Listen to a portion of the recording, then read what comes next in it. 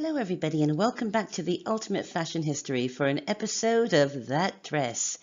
In this episode, it's true. It's true. The Crown has made it clear. We're going to be looking at John Truscott's incredible work for Vanessa Redgrave in the movie Camelot, and this, the iconic and absolutely exquisite wedding dress she wears as Guinevere when she marries King Arthur. This was suggested to me by Jay, who wrote in saying, hey, how about doing the Camelot wedding dress? Thanks, Jay, for such a super idea. In this episode, just to make it a little bit fun, I've turned it into a bit of a game for myself. I want to see just how many other Ultimate Fashion History episodes I can legitimately tie in with that dress. So brace yourself for some shameless self-promotion, but Camelot really is one of my all-time favorite movies. I guess when it comes to the 1960s Lerner and Loewe epic musicals, the world is divided between My Fair Lady and Camelot. I think most people go for My Fair Lady. I love them both, but I've got to say, I'm a Camelot gal. The costumes for Camelot were designed by John Truscott, and there he is working on that dress. John Truscott was Australian. Isn't it amazing how many Hollywood costume designers are Australian? Rumour had it that John was having an affair with Vanessa Redgrave on the set of Camelot, but hang on, we all know she met and fell in love with her co-star, Franco Nero, who played Lancelot in Camelot. The two of them had a child together, and it was a big affair. Can a woman be in love with two guys at the same time? Can it happen? Oh, wait. Isn't that what Camelot is all about? But I can't discuss the cast of Camelot without talking about Richard Harris and his beautiful, heartbreaking performance as King Arthur. Who else was in Camelot?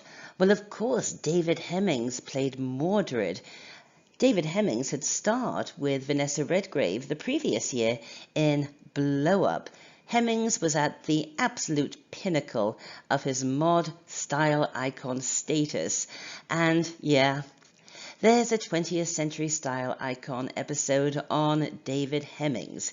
In the original 1960 Broadway production of Camelot, Mordred was played by Roddy McDowall. And take a look at the way he's dressed here in costume, because I'm going to be discussing the difference between the approach to costumes in the Broadway version compared to the Hollywood version. There is Roddy McDowall, and yep, just last week I brought out a UFH episode on Planet of the Apes, starring, of course, Roddy McDowall. Let's move on. The Broadway version starred the lovely Julie Andrews as Guinevere and Richard Burton as King Arthur. And forgive me, I do talk about Richard Burton in the Ultimate Fashion History Valentine's Day special, the Burton Taylor Jewelry. So take a look at this colour picture from the Broadway version, and you can really see where they're going for with costumes here. This is really the high Middle Ages, the 14th century heraldry, brocade, a lot of gold, and instantly you can see that the Hollywood version, 1967, had a very different approach. Now, of course, the legend of King Arthur takes place not in the Middle Ages, but in the Dark Ages. And in the movie version, John Truscott went for a far more sort of fantasy realm, kind of Middle-earth approach, a lot earthier than the Broadway version. But fantasy really is the operative word when discussing John Truscott's costumes for Camelot. It's this wonderful melange of different eras, different places. He didn't set his costumes in any particular era.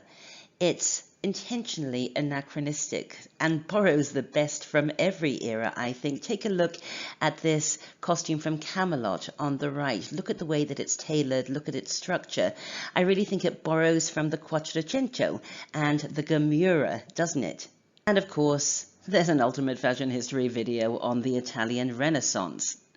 But then take a look at this. This is a costume from Camelot on the left, and you can see it is really inspired by the High Middle Ages, the 1300s, mid-1400s, with the butterfly hennins and the cotardi and the surcoat.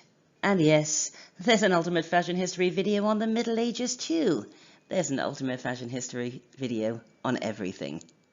And some of his costumes are so outlandish and spectacular, they could have come from Star Wars. And I don't have to tell you, do I? Yup, I discussed John Mollow's costumes for Star Wars in another episode of That Dress. And in terms of actual tailoring, it really is amazing when you start to look closely at the costumes in Camelot, just how much John Truscott drew from his own time, the mid to late 1960s. Look at this elegant gown from Camelot with the funnel collar and the ruched puff sleeves. And really all we have to do is make it shorter and voila, it really is a 1960s dress. And yes, there's an Ultimate Fashion History video on the mid-1960s. But just to drive this home, take a look at this sewing pattern from about 1967. All we have to do is take that dress from the 60s, make it longer, add a train, give a slight suggestion of the Middle Ages, and voila, this really could be one of Vanessa Redgrave's gowns in Camelot. By the way, that beautiful sketch of Vanessa Redgrave, here it is by the artist Thomas Hallay Buchanan, and you can find his work at Helicon Galleries and Studios. But of course, I can't talk about artists doing Camelot without... Oh yes, you guessed it. My dad has a rendering of that dress in his paper doll book, Hollywood Gets Married. It's a really fun book that features everyone's famous wedding dress from movies and some of their wedding dresses from their personal lives. You can learn more about David Wolf's paper dolls in this episode, The World's Smallest Paper Doll. But before I go on, Dad made an error in his depiction of this dress. Not the dress, but the way it was worn. He is not alone. Whenever this dress is shown in an exhibition, it isn't put on the mannequin, or in this case, the paper doll, in the way that Vanessa Redgrave wore it in the movie, but I'll get to that later. Camelot has been criticized for being too 60s. If you take a look at this still from the song The Lusty Month of May, and yeah, it kind of looks like it could be a lovin', doesn't it? The flowing gowns, the flowers in the hair. But this was all kind of intentional. This was a really anachronistic look at a legend, at a fantasy time set somewhere in the distant past. And what I love is that John Truscott drew from not only a fantasy view of the Middle Ages, but other people's fantasy views of the Middle Ages. Of course, take again The Lusty Month of May. He was inspired clearly by Botticelli's Primavera, but also, I think, by pre-Raphaelite art. So this is a designer in the 60s looking back at the mid-19th century and their fantasy view of the Middle Ages, which is not even when the legend of King Arthur takes place. And yes, I do discuss the pre-Raphaelites and their influence on fashion in the Ultimate Fashion History special, Fashion and Art. To talk about historic accuracy in costume in Camelot is as ridiculous and absurd as discussing the accuracy of historical costumes in Game of Thrones. I think that Truscott's approach to costume in Camelot is very similar to the approach to costume in Game of Thrones. These were fantasy stories, these were legends, and so the designers in both cases drew a bit from here and a bit from there. A bit 14th century, a bit 12th century, a little bit Viking, a little bit Renaissance, yet everything hung together perfectly and created a believable universe. And I do discuss the costumes in Game of Thrones in April's What We're Into. If you look at this still from Camelot, you will see there is not one thread of historically accurate costume here, but that's the point. There wasn't supposed to be, and it's just as well, because if you look at my episode on Dark Age Europe, you'll see that clothing in Dark Age Europe wasn't quite as exciting and sexy as the costumes in Camelot.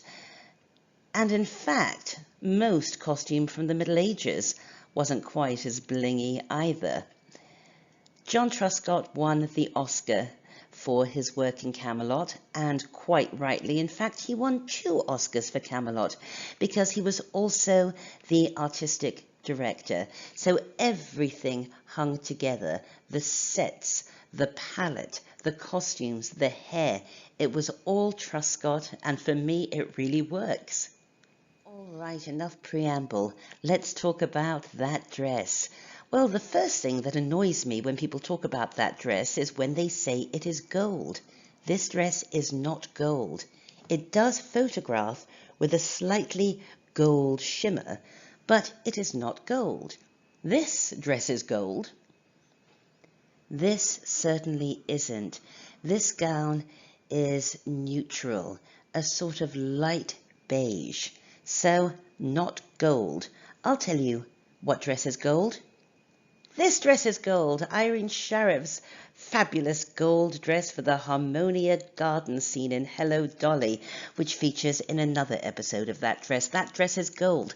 The dress that Vanessa's wearing on the left here is gold. That wedding dress is not gold, and that's what makes it so beautiful. Let's break it all down structurally. It begins with a bateau-necked, tight-sleeved cotardie, a bit like this one, which is then covered with a surcoat like this. And we're going to discuss the crocheted surcoat in depth in a second. So you can see what Truscott's done here. It's not historically accurate by any means, but he's certainly borrowing from the idea of the cotardie and surcoat, as we can see here. This image that I'm showing you in the middle comes from the website sydneyeileen.com. This lady is incredible. She's a seamstress and an artist, does beautiful recreation gowns, some fabulous paintings and drawings, but she also has a very great sense of humor and has designed a series of sigils, like in Game of Thrones, but for the most unlikely things, like this. This is the sigil for cats who correctly use their litter trays. I love this lady. Let's look at that surcoat. The surcoat was crocheted with very loose rosettes to create a sort of spider web. This isn't the crochet from that dress. I couldn't get an image that was clear enough, but this is sort of the idea, a very loose and looping crochet. Each rosette had a real shell sewn into it. Here you can really get a good idea of just how beautiful this is, almost like a spider web, isn't it? Absolutely stunning. Here's a close-up so you can get a better look. Can you see those tiny little shells dotted here and there? And then at the side, the front of the surcoat and the back were secured by 2 sets of crocheted ribbons secured with little silver buttons. Here it is again, and you can see just how clever this crochet work is. It's almost like this spider web. It's organic, isn't it? And it really gives the gown this extra dimension. And even better yet, you can see that the bateau neckline doesn't in fact have a trim. It looks like it does when you see it on screen, but in fact this is just a different kind of crochet stitch that forms what looks like a trim on that bateau neckline. But of course the showstopper is that train. Circular and seemingly endless when you watch Guinevere walk down the aisle, all of it lit with 1,000,000 candles. There it is again. And you can see that this train is not, as is often depicted, a cloak that attaches at the shoulders and flows down the back. I'll explain the structure in a bit more detail in a second. But this is what the coolest thing of all is. The train itself was made of a very light chiffon, I believe. And what people often and understandably mistake as pearls are not pearls. They are bleached pumpkin seeds, thousands of them, that had a tiny little hole drilled into the top and then were sewn onto the train. So in a way, this was the most quote unquote historic of all of the wardrobe in Camelot. We're using crochet, we're using pumpkin seeds. All of it glimmers and glitters, and yet there are no metallics here at all. Now, what of that little mistake that people make when displaying this dress or when drawing it? As you can see here in my dad's lovely sketch, that train is always, it seems to me, depicted thus, attached at the shoulders and then flowing down behind her like a cloak. But in fact, that's not the way that this was done. Rather than a cloak, it was more like a cape. You can see here there is either an armhole for Vanessa to put her arm through, and there we go, this is what I'm talking about, or just another piece of that chiffon with the pumpkin seeds hanging down the front. And I think this is what really gives this dress its very unique silhouette and that very strong nod to the Middle Ages as well. It's kind of a surcoat above a surcoat, isn't it? You can see here again how important it is that the elements of the train are shown at the front here. It makes for a much more medieval silhouette, I think. It's a small detail, but you know what I'm like anyway. I truly believe that John Truscott's wedding gown for Vanessa Redgrave as Guinevere in 1967's Camelot is one of the most iconic and beautiful wedding dresses of all time. I think it's up there with Grace Kelly's and Princess Diana's, and yup. Shameless self-promotion notwithstanding, I really hope that in this episode I've communicated just how much I genuinely love Camelot and how much it means to me. It really is my second favourite musical of all time. What's my favourite? South Pacific. Why? I'll tell you all about it in Fashion and the Tiki Craze. Oh God, Amanda, shut up. You can contact me through my website, amandahallay.com. That's what Jay did when Jay suggested this video. Join our Facebook group. We always have loads of fun over there. Check out our books on Dean Street Press. I'll be back very soon with more on the UFH. So just click that little circle to subscribe and run, boy! Run, boy! That's the last line in Camelot. Bye for now.